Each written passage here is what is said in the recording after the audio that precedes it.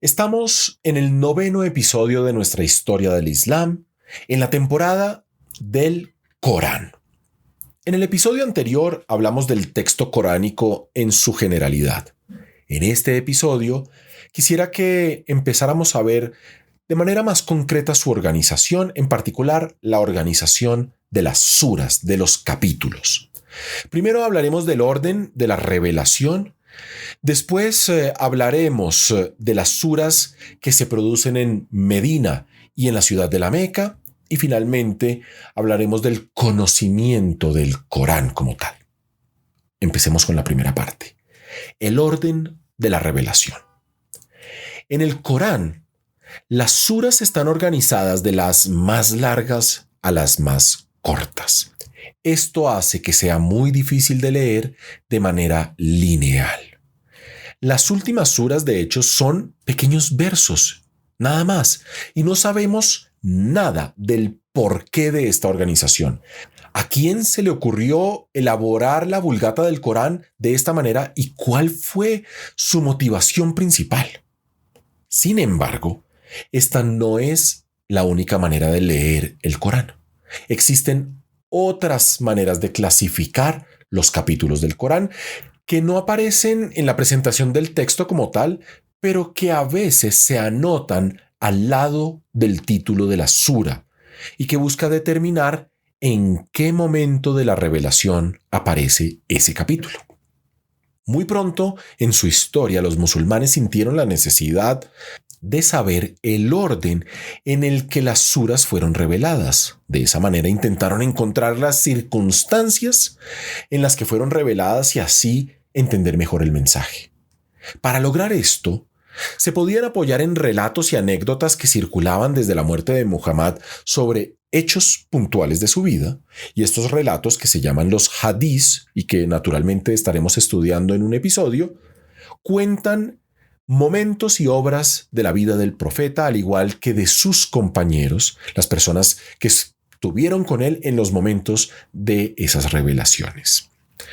A partir de estos relatos, empiezan a aparecer una serie de listas de las suras en orden cronológico desde el siglo VIII y van a ser retrabajadas después por sabios posteriores que intentan validarlas o corregirlas. El primer recuento cronológico divide las suras en dos partes y esto se ha convertido en un estándar hasta el día de hoy. Las que fueron reveladas mientras Muhammad vivía en la Meca y las que fueron reveladas después de su exilio en Medina, para finalmente llegar a una clasificación importante. Pasemos a la segunda parte. ¿Cuáles son las suras de Medina y las suras de la Meca? ¿Cómo podemos distinguirlas? Los orientalistas, es decir, los científicos occidentales que estudiaron el Islam, rechazan este orden establecido por los sabios musulmanes, porque para ellos se basaba esta clasificación en unas premisas inaceptables para la ciencia. Por un lado, porque los hadís, los relatos de la vida del profeta, no cumplían criterios científicos, no constituyen pruebas fiables, ¿sí? Ni fuentes de archivos ni nada de esto, sino que son relatos con fines religiosos. Y por otro, porque las suras mismas no son una unidad de revelación, sino una agrupación de varias secuencias reveladoras. Los investigadores europeos entonces desarrollaron su propio sistema de datación apoyándose en varias hipótesis. Y hay varios criterios definidos que se fundan en el texto coránico mismo y que dependen de lo que está escrito, del estilo y de las alusiones a eventos puntuales.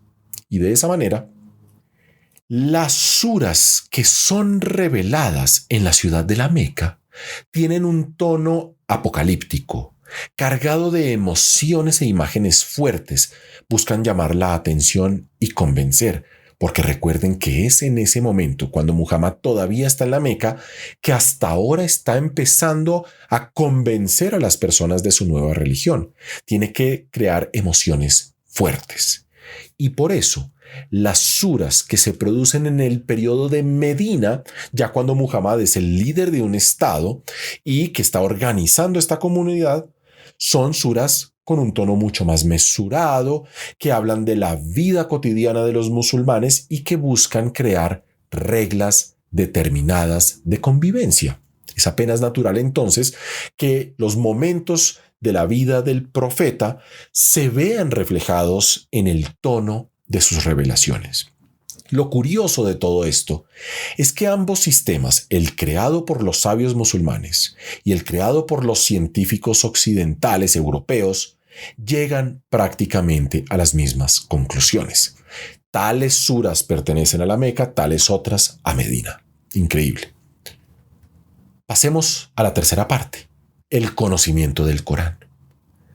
La historia de la revelación está lejos de terminarse.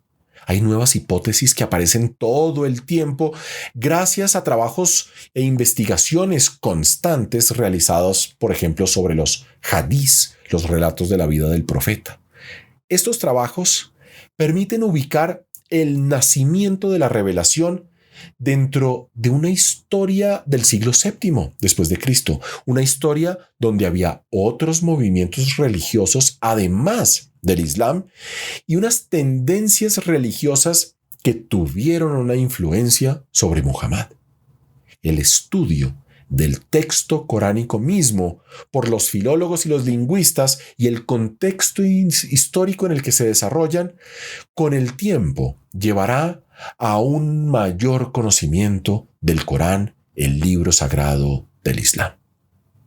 En nuestro siguiente episodio estaremos empezando a estudiar la codificación del Corán, cuáles son los periodos de esta codificación y cómo se pasa de un texto oral a un texto escrito.